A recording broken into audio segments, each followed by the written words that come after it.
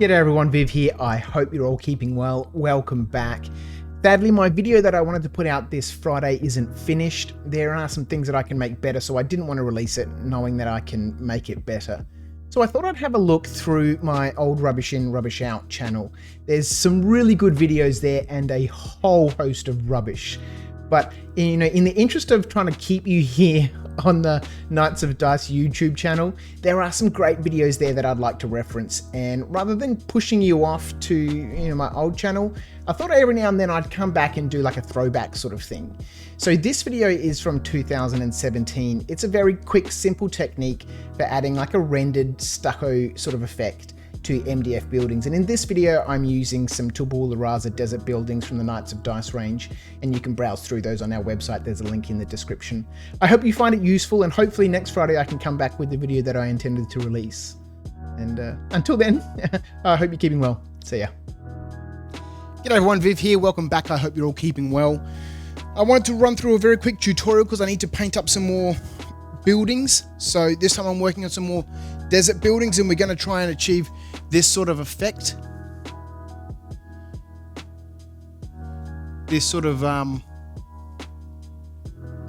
it's not plastering, but sort of mud brick, I suppose. And it's very, very quick and simple. This model here took me maybe 10 minutes to do the texturing on. So let's have a quick look. So I've got here on the table little saucer, some ready mixed filler, and all we're going to do is take some of this stuff, put it on our little saucer here, mix a little bit of water in with it,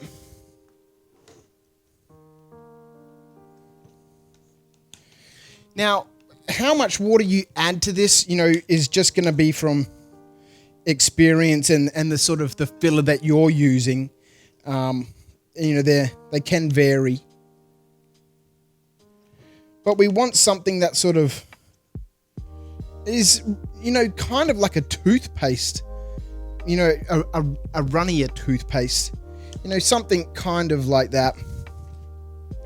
And then all we're going to do is just bang this onto our building like this.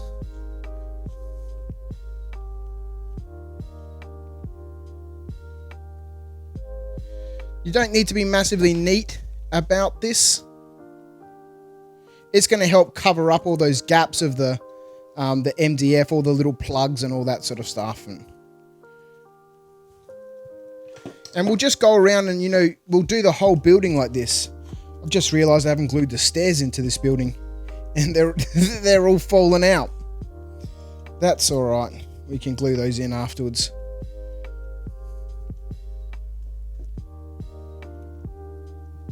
You don't need a massively thick coat on here, but that's pretty much what we're trying to achieve. Actually, that camera's a little bit rubbish. I need another light over there. That's the sort of effect we're trying to achieve.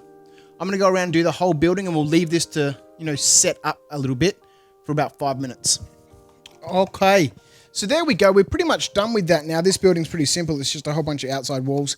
I'm not going to worry about trying to get on the inside of these walls here.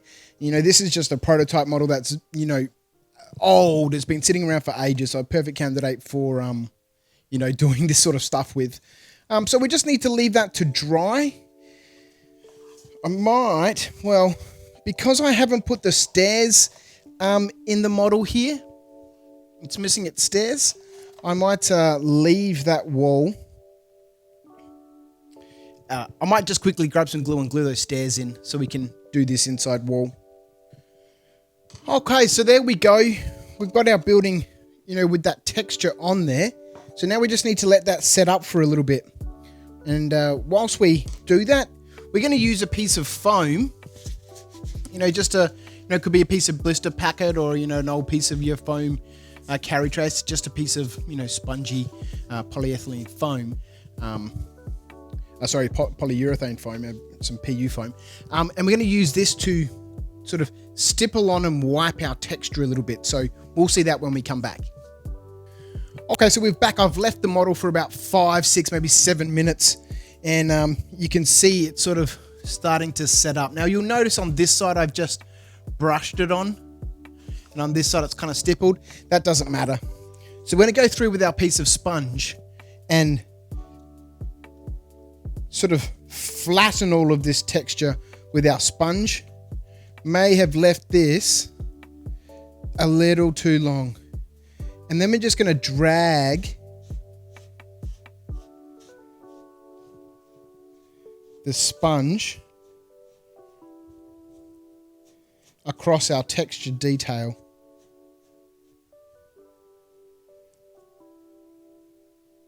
If you leave this too long, it'll set up too much, and you know this will be difficult to do. Now you don't need the whole model to be coated in this stuff. You just need a thin layer on there to give you the effect. Otherwise, if you've got too much on there, it's going to, you know, it's too thick. I mean, this stuff is, well, it depends on where you go, I suppose, and which models you're looking at. It's generally, you know, reasonably well applied.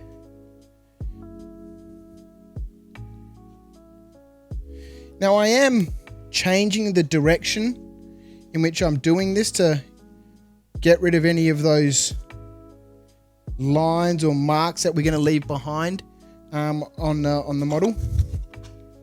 So there's the side that I just brushed the detail on, all that texture paste, the wall filler, the spackle, wall filler we call it.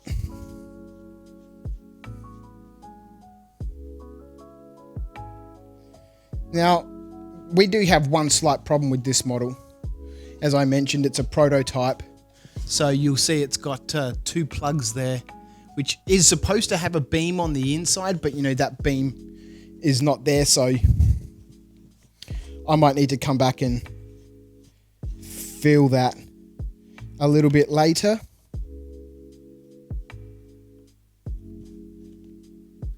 And this is all we're going to do. Then we need to let this model dry. And you can see on this side here that the detail is not, or the texture is not as thick as in some other parts of the model. You know, that's perfectly fine.